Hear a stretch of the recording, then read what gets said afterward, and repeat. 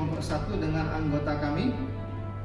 Maulidia Agustini, Alvita Sari, Sinta Farida, Anggi Amanda, Iwan.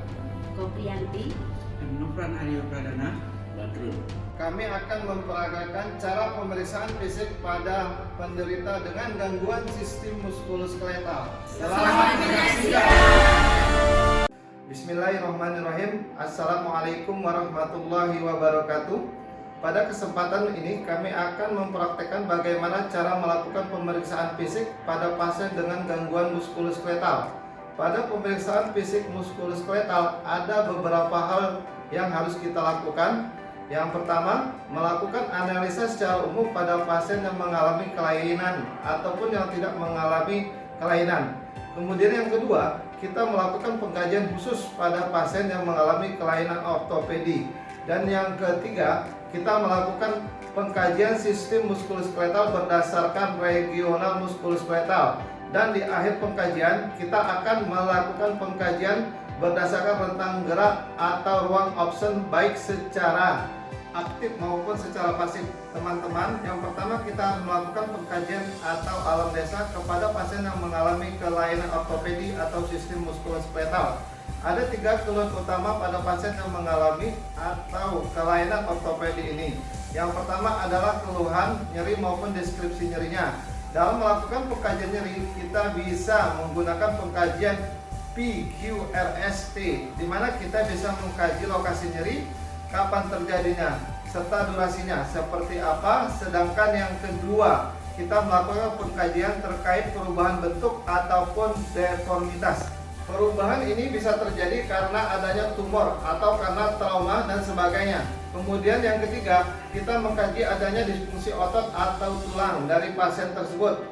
Kelainan fungsi ini apakah karena kelainan atau karena bawaan seperti penyakit tumor. Dan pengkajian selanjutnya dalam hal anamnesa, selain keluhan utama, kita juga mengkaji riwayat penyakit atau riwayat keluarga dari pasien tersebut. Pengkajian selanjutnya yang harus kita lakukan adalah pengkajian fisik muskuloskeletal ataupun bagaimana pasien itu berjalan. Kita bisa melihat terlebih dahulu penampilan umum dari pasien tersebut saat dia datang. Kita lihat cara berjalan, apakah dia berjalan dengan posisi tegak lurus atau dia mengalami kelainan cara berjalan saat pasien berjalan. Contohnya seperti bahunya turun, baik yang kiri maupun yang kanan, apakah lututnya naik atau bahkan pelvisnya turun atau naik. Itu yang kita lihat cara berjalannya. Ini yang kita lihat ada 3 hal. Yang pertama adalah antara gait, yang kedua step back, dan yang ketiga trend. Selanjutnya melakukan pemeriksaan tonus otot ataupun kekuatan otot. Yang selanjutnya dilakukan pemeriksaan atrofi otot. Mungkin teman-teman harus dikasih tahu dahulu, tonus otot adalah kekuatan otot kita lakukan pada pasien yang kondisinya dalam keadaan rileks. Bisa dilakukan pasien dalam keadaan duduk ataupun berbaring. Ada beberapa indikasi untuk melakukan pemeriksaan tonus otot ini.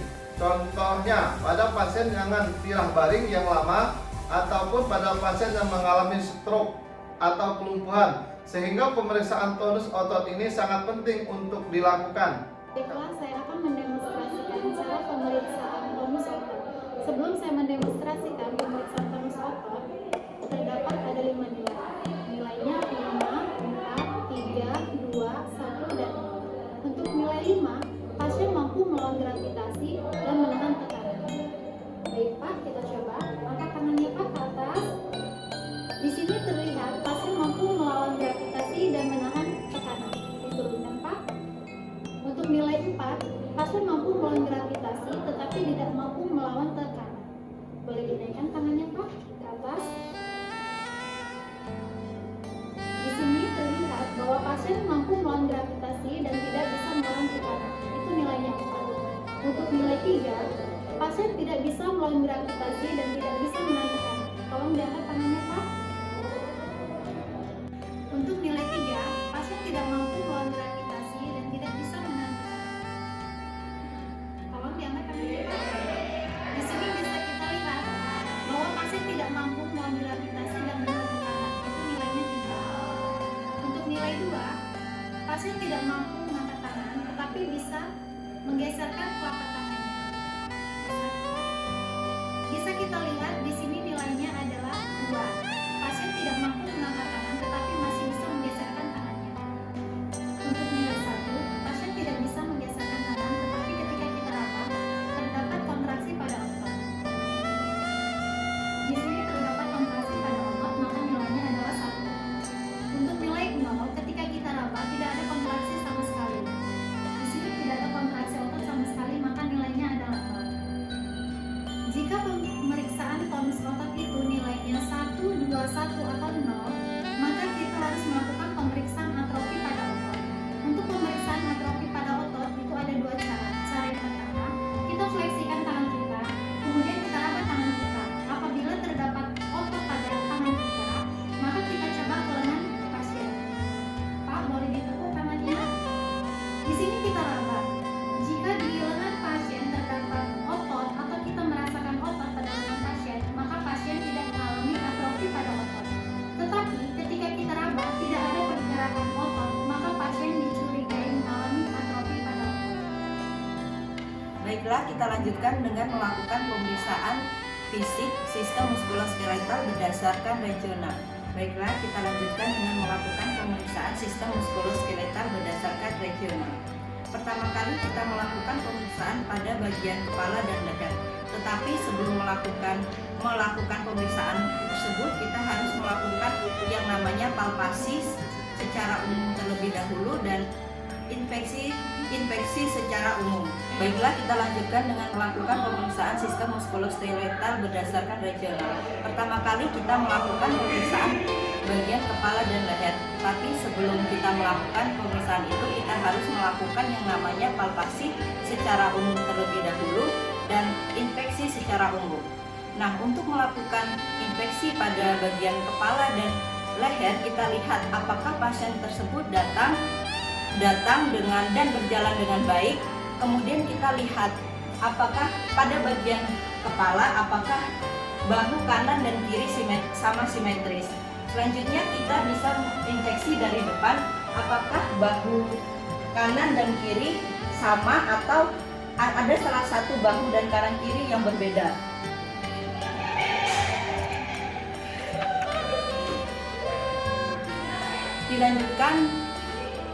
Dilanjutkan dengan melakukan pemeriksaan palpasi pada bagian leher dan kepala.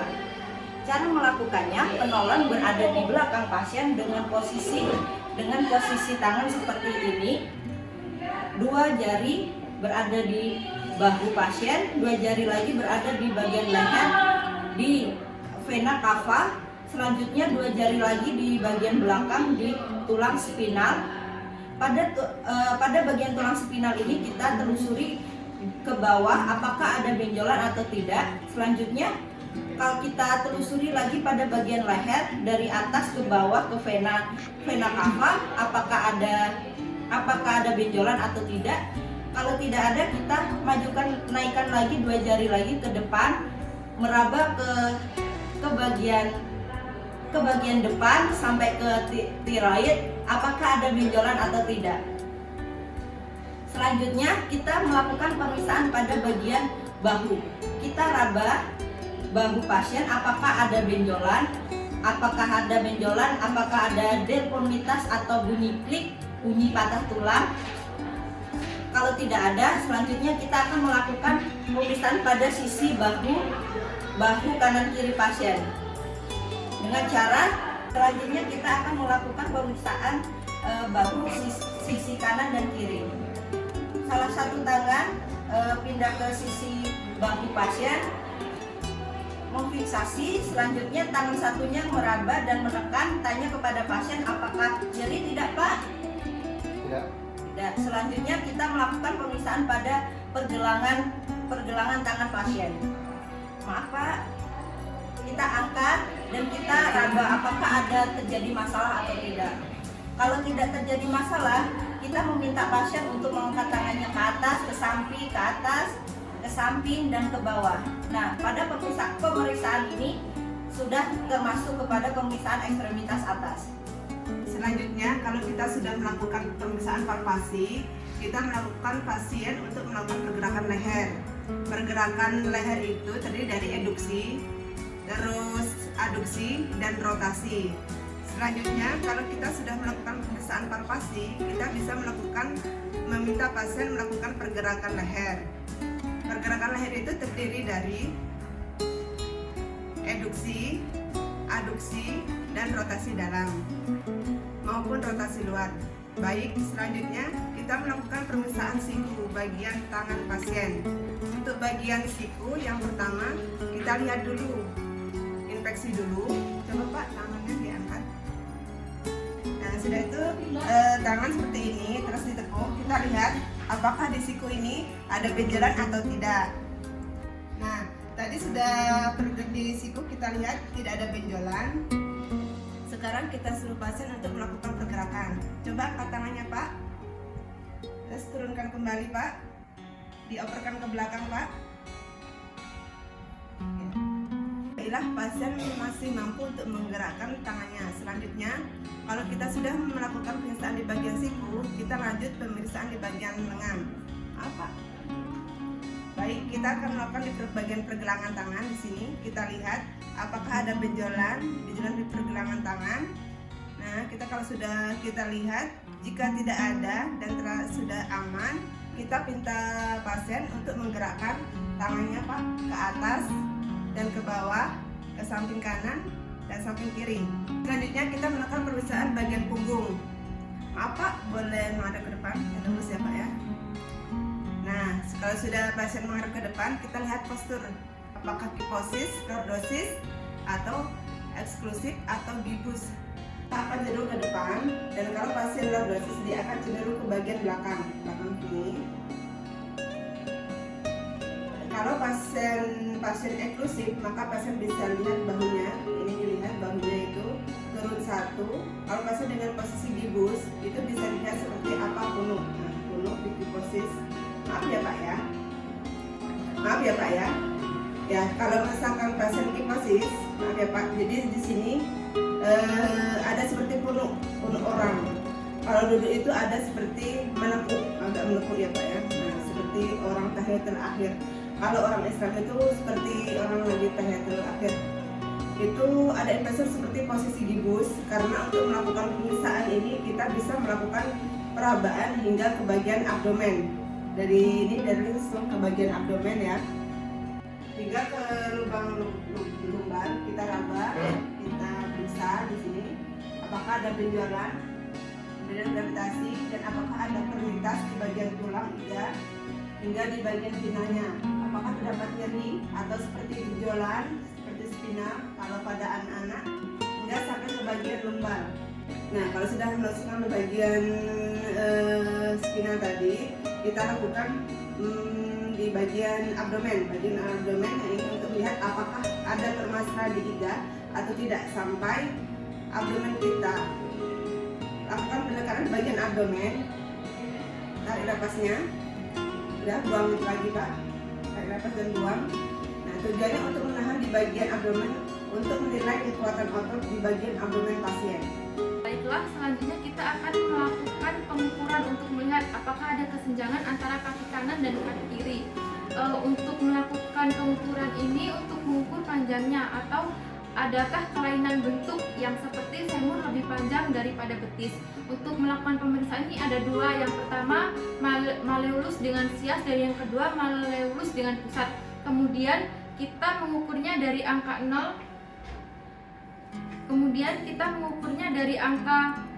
Kita ukur mulai dari malleolus ke sias. Kita lihat, kita dapatkan hasil yaitu 33 cm. Kemudian kita ukur lagi ke kaki sebelahnya apakah ada perbedaan. Kemudian yang kedua, kita melakukan pengukuran antara malleolus ke pusat. Kita lihat, kita dapatkan hasilnya berapa. Kemudian kita lakukan hal yang sama pada kaki sebelahnya. Apakah sama atau berbeda? Di sini kita dapatkan hasilnya yaitu sama. Baiklah, selanjutnya kita akan melakukan pengkajian valensia, yaitu itu penting untuk dilakukan untuk melihat apakah pasien tersebut mengalami sindrom atau tidak sindrom. Di sini disebut dengan sindrom Turner-Carpal. Nah, caranya melakukannya itu kita meminta pasien atau kita sendiri meluruskan tangannya ke depan, kemudian dilipat, dan kemudian kita tarik sikunya dihadapkan ke bawah. Di sini kita tahan selama 60 detik. Kita lihat pergelangan tangan kita kesemutan atau tidak. Jika kesemutan, ini termasuk sindrom Turner Carpal. Kalau tidak, berarti tidak mengalami sindrom Turner Carpal. Nah, di sini itu pegal ya, bukan kesemutan, tetapi kesemutan seperti kesetrum di bagian pergelangan tangannya ini. Nah, disebut pemeriksaan Valencia. Nah, pemeriksaan selanjutnya adalah pemeriksaan Tinels. Pemeriksaan Tinels ini adalah pemeriksaan di bagian pergelangan tangan dengan cara melakukan perkusi atau mengetuk di bagian pergelangan tangan atau persendian untuk menilai tanda-tanda kerusakan saraf atau iritasi saraf di lokasi tertentu.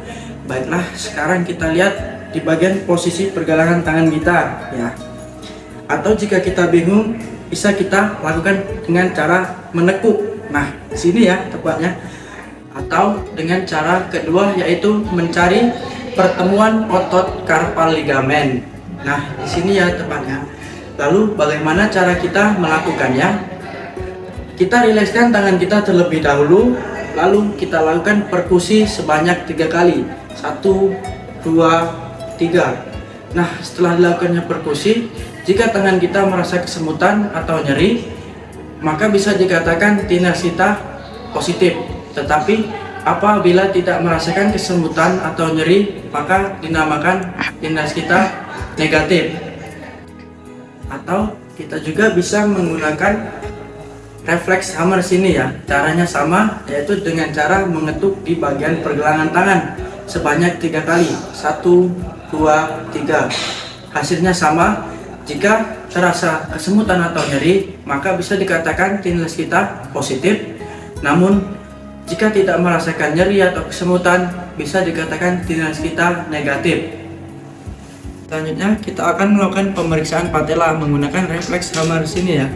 Pada pemeriksaan patella, kita berbeda dengan pemeriksaan di bagian Tinels tadi ya. Dalam melakukan refleks patella ini, pasien harus duduk dengan posisi nyaman dan posisi kaki tidak boleh menyentuh dari tanah ataupun lantai. Jadi posisinya harus tergantung dari tanah ataupun lantai ya.